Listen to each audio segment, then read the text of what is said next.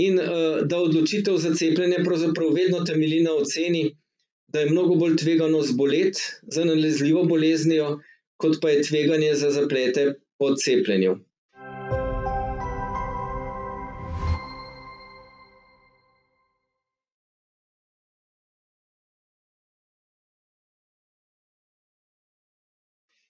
Kar pomeni, da se ne samo med to epidemijo, ampak da se vedno, ko gre za cepljenje, odločamo pravzaprav ne za ali pa proti cepivu, ampak se odločamo med cepljenjem in boleznijo.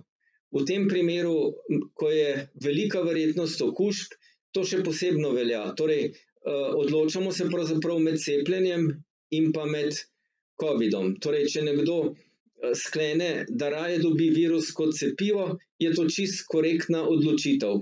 Točno to je vsebina odločanja.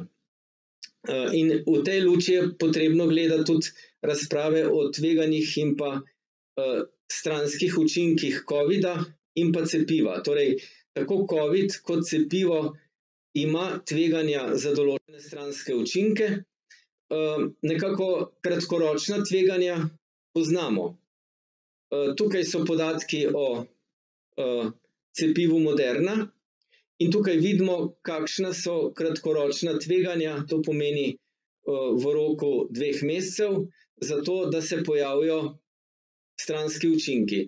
In tukaj vidimo, da so ta tveganja razmeroma blaga oziroma so tveganja za blage stranske učinke, nikakor pa ni tveganj za kakšen hujši stranski učinek znotraj časa opazovanja uporabe cepiva.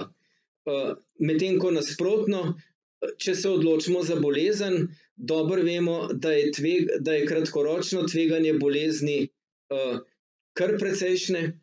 Torej, tukaj ni primerjave, kaj je bolj tvegano, ali kaj je kratkoročno bolj tvegano, ali biti cepljen ali zboleti.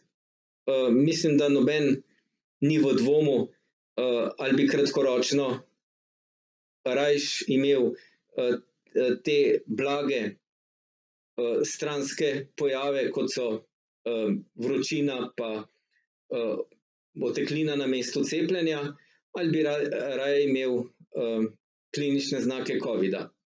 Kar se dolgoročnih tveganj tiče, pa je treba povedati pošteno, da ne poznamo dolgoročnih tveganj niti za cepljenja, niti za covid.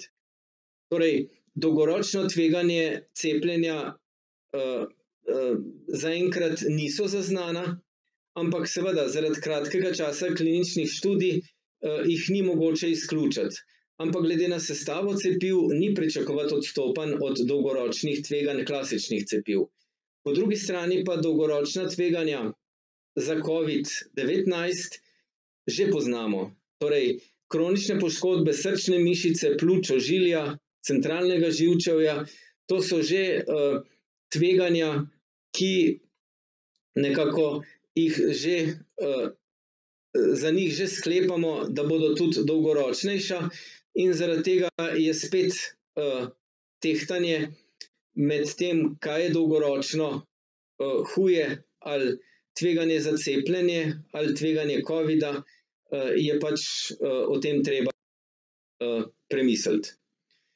Torej, tukaj so sestavine cepiva Moderna, COVID-19.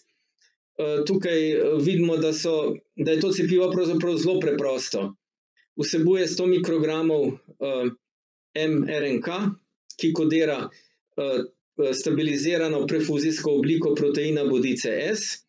Potem pa cepivo vsebuje samo še lipide, ki sestavljajo lipidne nanovezikle in pa nekaj elektrolitov. In to je vse, kar vsebuje to cepivo.